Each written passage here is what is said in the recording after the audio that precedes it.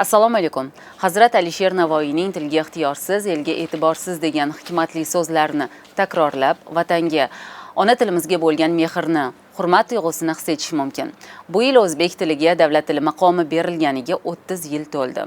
Ona tilimizning jonkuyarlari o'zbek tilini asrash, uni rivojlantirish, xalqaro miqyosda ham obro'sini oshirish borasida qilayotgan barcha ishlari hurmatga, tahsinga loyiq. Chunki olimlar ayni paytda dunyoda yashab qolish mumkin bo'lgan tillar soni 250 tani tashkil etayotganligini ta'kidlashmoqda. To'g'ri, ularning orasida o'zbek tili ham bor, lekin ona tilimizni insoniyat tarixida abadiy yashab qolishini ta'minlash uchun unga hurmat bilan munosabatda bo'lish, to'g'ri talqin qilish lozim. Qachonki xalq o'z ona tilida so'zlashni to'xtatar ekan, ana shu til yo'qolib qolish arafasiga kelib qoladi. Chunki xalq taqdiri til taqdiri bilan ham bevosita bog'liq. O'zbek tilini asrab qolish, unga to'g'ri munosabatda bo'lish va uni rivojlantirish uchun qanday ishlarni amalga oshirish lozim? Bu bugungi intervyumizning asosiy mavzusi va biz bilan suhbatda tilshunos Muyassar Saparniyozova bo'ladilar. Assalomu alaykum. Muyassar opa, o'zbek tilini boshqa millat vakillari ham o'rganayotgani, unda so'zlashuvchilarning soni ortib borayotgani quvonarli hol. To'g'rimi? Yana qaysi yo'llar orqali biz o'zbek tilini kengroq targ'ib qilishimiz, boshqa xalqlar orasida ham unga bo'lgan e'tiborni kuchaytirishimiz mumkin?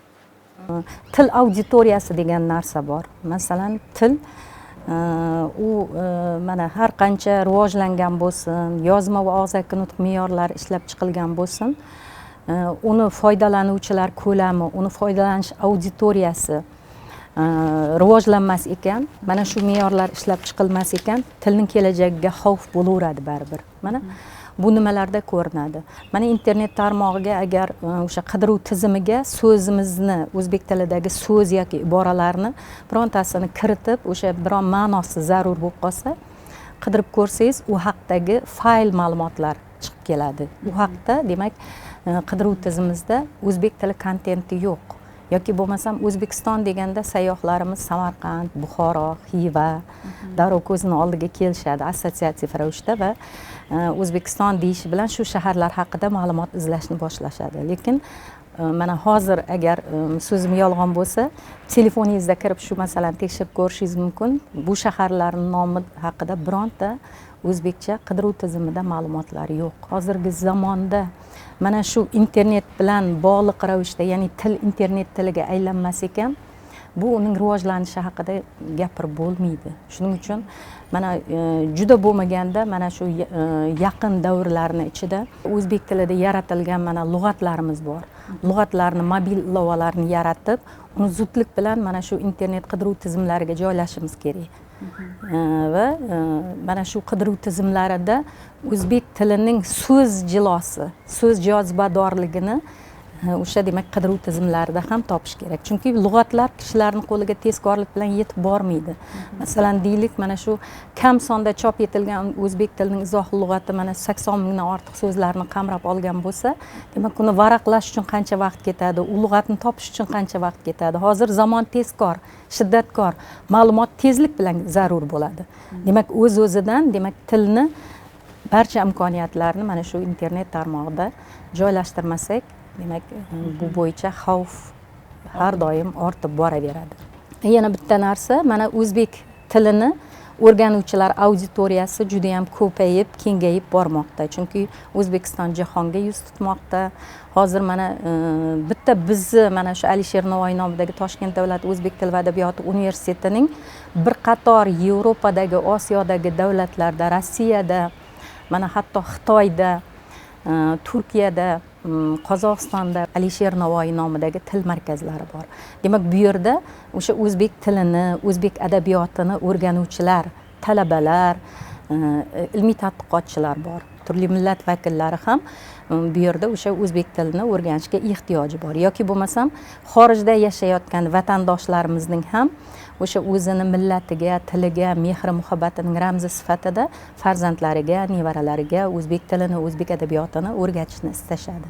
Demak, shuncha ehtiyoj bo'la turib, haligacha o'zbek tilini ikkinchi til sifatida yoki chet tili sifatida o'rganish platformasi, ya'ni uni onlayn darslar tizimi, metodik ko'rsatmalari va o'zbek tilini bilish darajasini baholash tizimi ishlab chiqilmagan. Bu mexanizm lekin bu dunyo mexanizm miqyosida yo'lga qo'yilgan, barcha to'g'ri? tillarda bor. Tilni bilishni baholash darajasi zudlik bilan ishlab chiqilishi kerak va mana shu kunlarda bizning universitetimizda juda ham katta bir loyihaga qo'l urilgan.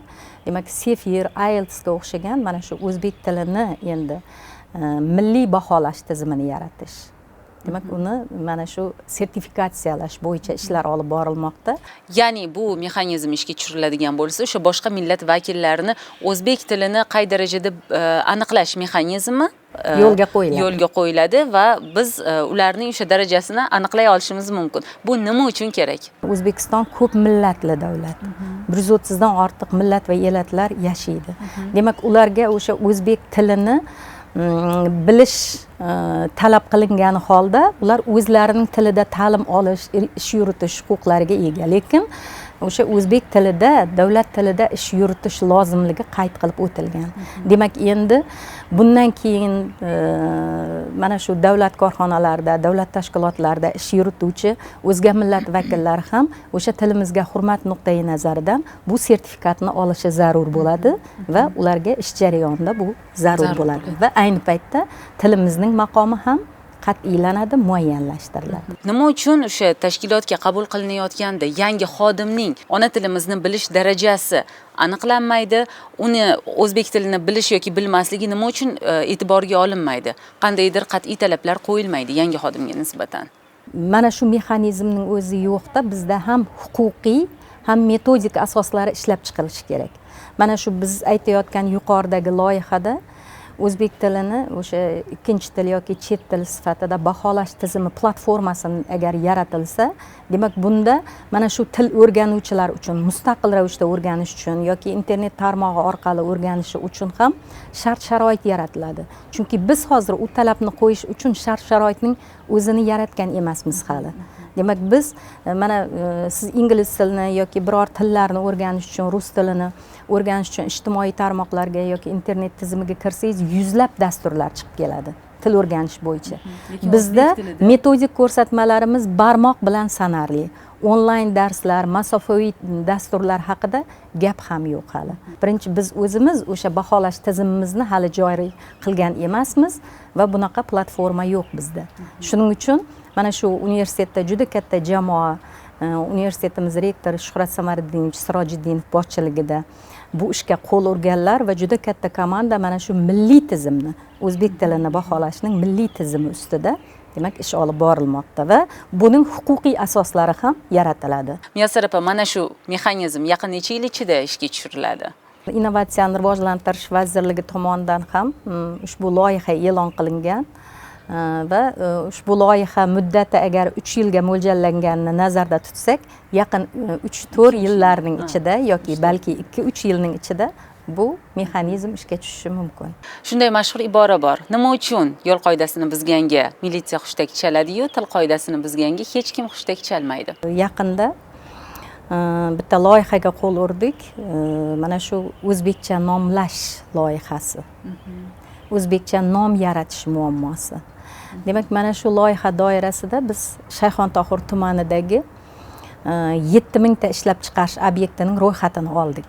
Qancha ishlab chiqarish obyektlari bor degan tarzda mana shu 7000 ta obyektni tahlil qilish jarayonida shunaqa kutilmagan nomlarga duch keldikki, demak bu yerda tilimiz qanday ahvolda, ertaga bu tashkilotlar bilan biz jahonga yuz tutadigan bo'lsak, bizni mahsulotlarimiz ertaga jahon peshtaxtalariga yetib borsa, qaysi tilda yetib borar ekan degan tashvish bizni chulg'ab oldi. Uzoqqa bormaymiz. Mana shu nomlar tarkibidan sizga misollar keltiraman. Parranda montaj xususiy korxonasi, Kafolat Print Company, Noz Shedevr, Kamtar Neo, Said Kamol Consult, Munavvar Market, Amir Said Lux, Texsus loyiha. Bularni qancha davom ettirishimiz mumkin? 7000 ta obyektning ichida agar aytish mumkin bo'lsa 10% ham yaroqli nom yo'q.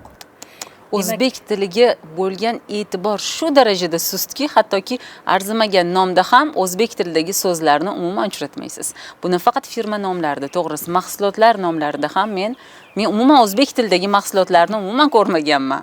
Juda to'g'ri. So'nggi paytlarda umuman uchratmayapman. Mana yaqinda reklama to'g'risidagi qonun loyihasi jamoatchilik tomonidan muhokama qilindi.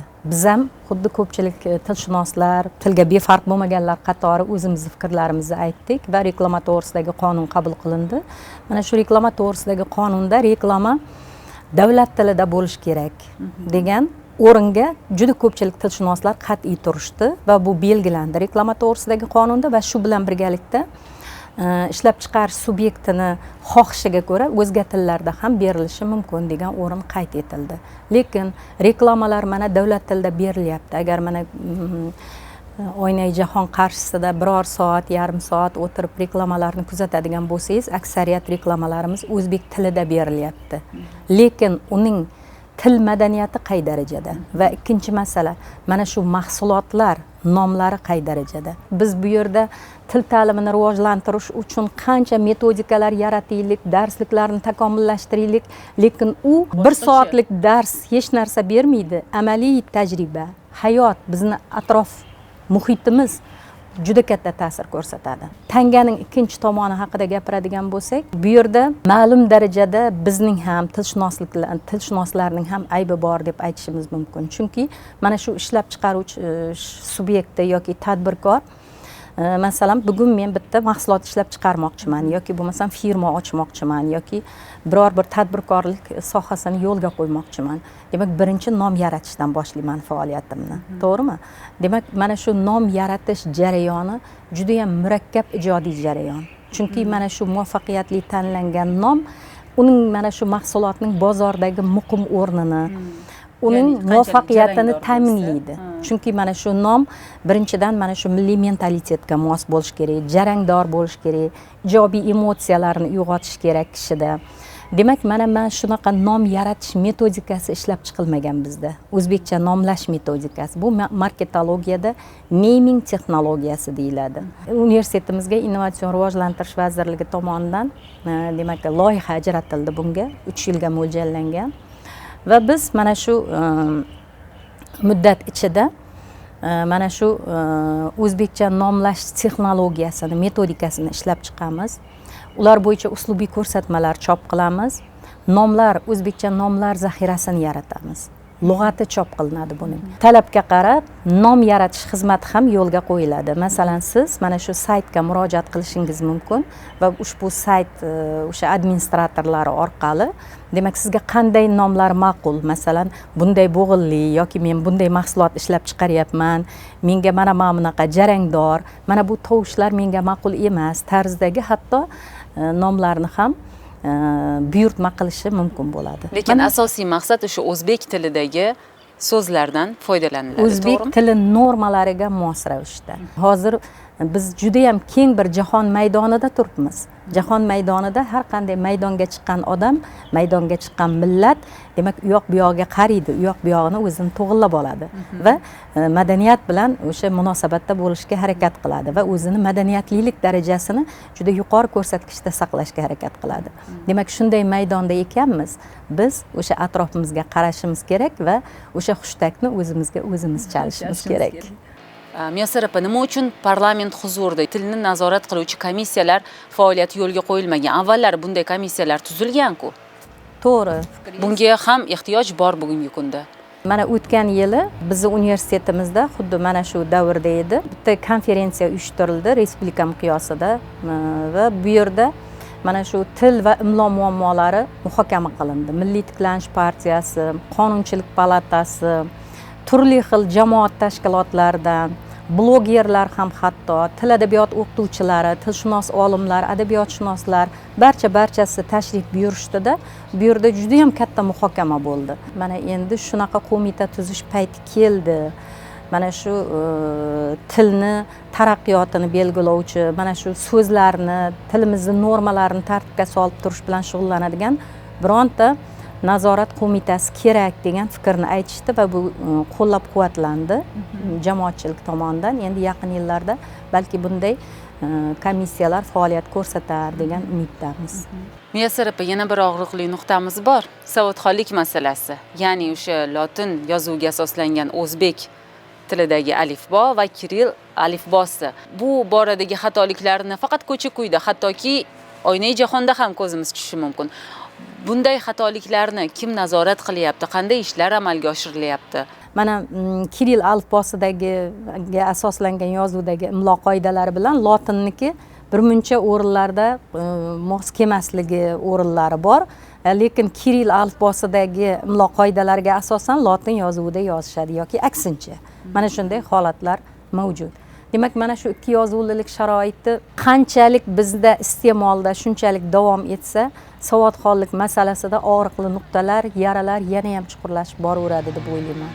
Shuning uchun o'tgan yili 2018-yilda may oyida mana shu o'zbek alifbosini va imlo qoidalarini takomillashtirish, lotin yozuviga asoslangan o'zbek alifbosini o'rgatishni, keng jamoatchilikka o'rgatishni takomillashtirish, rivojlantirish borasida Vazirlar Mahkamasining shaxsan Abdulla Oripovning imzolari bilan mana shu yo'l xaritasi imzolandi va bizning universitetimizga bir qator vazifalar belgilandi. Alifbo va imlo masalalariga bag'ishlangan bizda ishchi guruh faoliyat ko'rsatyapti. Bu ishchi guruh tarkibida respublikamizning yetakchi tilshunos olimlari, metodist o'qituvchilari, o'rta umumta'lim, o'rta maxsus ta'lim sohalaridan ham, hatto blogerlar ham faoliyat ko'rsatishadi.